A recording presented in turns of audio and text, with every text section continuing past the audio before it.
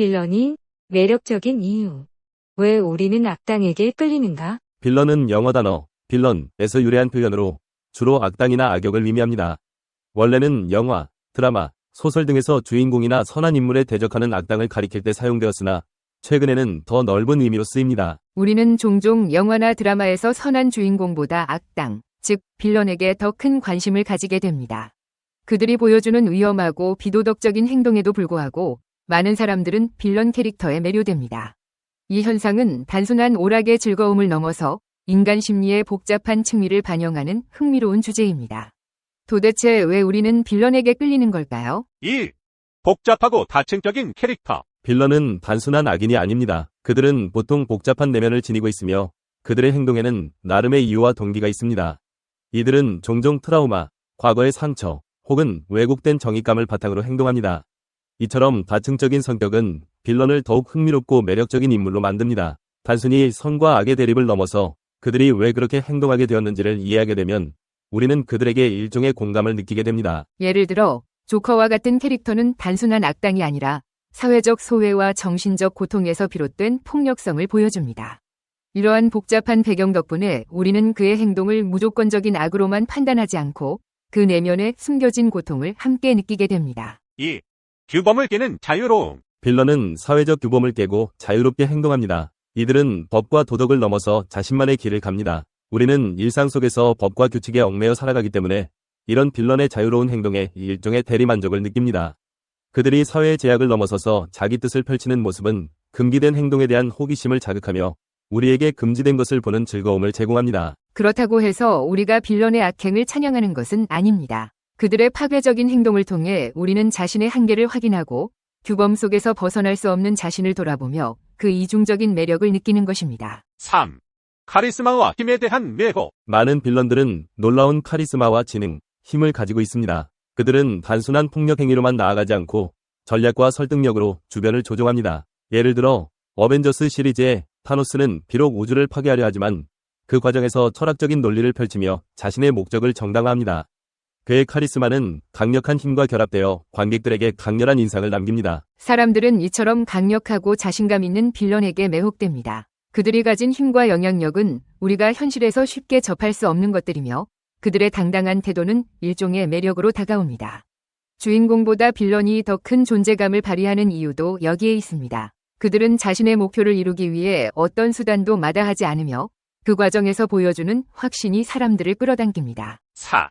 도덕적 모호성에 대한 매력. 현대의 빌런들은 과거처럼 단순한 악으로만 묘사되지 않습니다. 오히려 그들의 행동은 때로는 정의롭거나 필연적인 것처럼 보이기도 합니다. 이러한 도덕적 모호성은 우리로 하여금 빌런의 동기에 대해 고민하게 만들고 그들에 대한 단순한 평가를 내리기 어렵게 만듭니다. 예를 들어 블랙팬서의 킬몽거는 자신의 민족을 위해 싸우는 빌런으로 그의 목표는 정의로워 보입니다.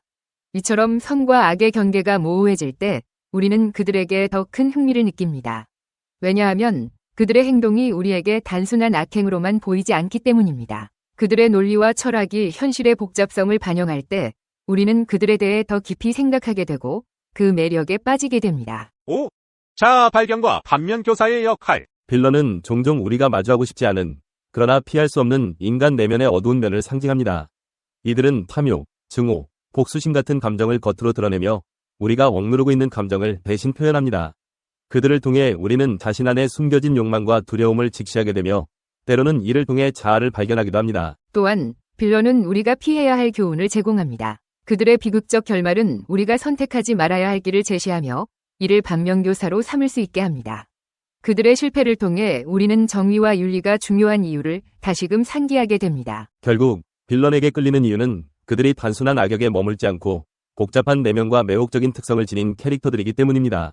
그들은 우리가 일상에서 만나기 힘든 자유로움과 힘을 상징하며 동시에 인간 내면의 어두운 면을 드러냅니다. 우리는 그들의 도덕적 모호성, 카리스마, 그리고 복잡한 심리를 통해 자신을 돌아보고 더 나아가 그들의 이야기를 통해 중요한 교훈을 얻게 됩니다. 빌런은 단순히 악행을 저지르는 존재가 아니라 인간의 다층적인 모습을 반영하는 거울입니다. 그렇기 때문에 우리는 때때로 빌런에게 매력을 느끼고 그들의 이야기에 몰입하게 되는 것입니다. 나쁜 인간들이 성공한다. 스트레스를 잘 받고 의심이 많고 삶과 타인에 관하여 최악을 가정하는 나쁜 인간들이 더욱 성공하기 마련이다. 초기 인류 시대에 불안하고 의심이 많고 삶과 타인에 관하여 최악을 가정하는 나쁜 인간이 자연 선택되었을 거라고 진화심리학은 가정한다. 대부분의 문화인류학자들에 따르면 불행하게도 선사시대 인간들은 폭력적이고 약탈을 자행했다고 한다. 즉 때때로 서로를 죽였고 언제나 고통을 감수해야 했다. 관대하고 자비롭거나 이슬에 젖은 대지를 경이로운 눈길로 바라보던 낭만적인 초기 인간은 식량을 얻기 위한 무자비하고 원시적인 경쟁에서 제거되었을 것이다. 반면 아무리 식량을 많이 쌓아놓아도 만족할 줄 모르며 항상 더 많은 것을 얻으려고 애쓰던 초기 인간은 살아남고 번식하여 그들의 유전자를 우리에게까지 물려주었을 것이다. 따라서 우리는 불만족이란 DNA를 갖고 태어난다.